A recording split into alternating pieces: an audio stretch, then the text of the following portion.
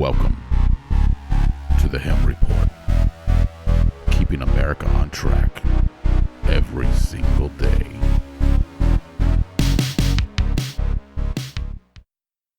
Hello and welcome back to the Hem Report. My name is Raphael Hem. Today is 29 October 2015, and today we've got a great show.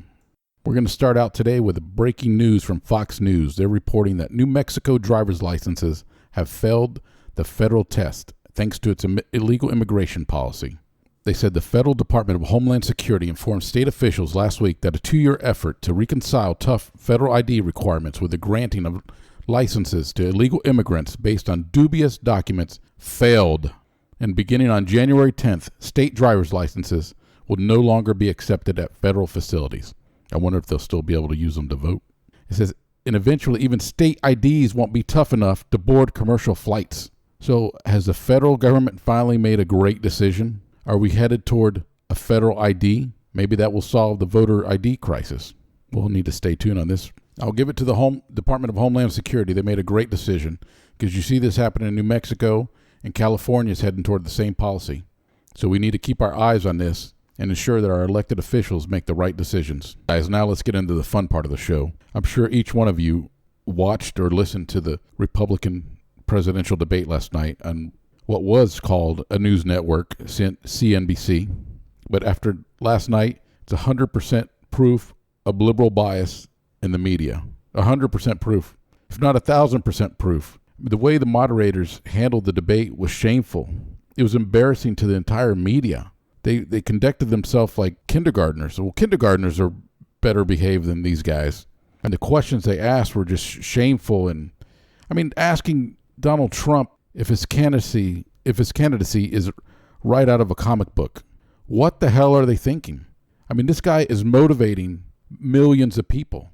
And if it wasn't for him on that stage, they would have had zero viewership, or maybe like 100,000. So they should be grateful to Donald Trump that he's on that stage. And they should be grateful for each Republican candidate that stood on that stage and gave them the ratings they had last night. I think it was 14 million. How dare they treat these people like that? And then you watch the Democratic presidential debate on CNN. It was just like kumbaya. I thought they were going to pass the joint around. We need to get the media focused on the issues during these presidential debates, because that's what's important to our country is our future. We're going to be at $20 trillion in debt, and they're asking stupid questions and trying to put these candidates against each other. I give credit to Ted Cruz, Marco Rubio, and Chris Christie, and Donald Trump, all the candidates, except with Jeb. I didn't like that he went after Rubio. That we'll get in that in a little bit. But to ask Donald Trump, is his candidacy right out of a comic book? But watch the clip from Ted Cruz when he went to attack those guys. It was great. Ted Cruz says, "Let me say something at the outset. The questions you've asked so far in this debate illustrate why the American people do not trust the media. This is not a cage match," he said. "And if you look at the questions, Donald Trump, are you a comic book villain? Ben Carson, can you do math? John Kasich, will you insult two people over here? Jeb Bush, why are your numbers falling? And how about the substantive issues that the people care about?" And then the crowd roared, because people want politicians in the media to do their job. And these guys want to do their job. They want to represent you. And Jeb Bush, shame on you. How can you go after Marco Rubio right after, seconds after the moderators asked the same question about his absentee absence in the Senate? You're going to go, and you saw the crowd's reaction, and you're going to go ask the same question. How dare you? Were you not there? Who advised you on that? But Marco had a great comeback. This was a great comeback. He says, "Over the last few weeks, I've listened to Jeb as he walked around the country and said that he's modeling his campaign after John McCain, that you're going to launch a furious comeback the way John McCain did, by fighting hard in places like New Hampshire, carrying your own bag at the airport. You know how many votes John McCain missed when he was carrying out those furious comebacks that you're now modeling after?" Then he continued. He said, "Now, Jeb, I don't remember you ever complaining about John McCain's voting record. Only reason you're doing this now is because we are running for the same position, and someone convinced you that attacking me is going to help you."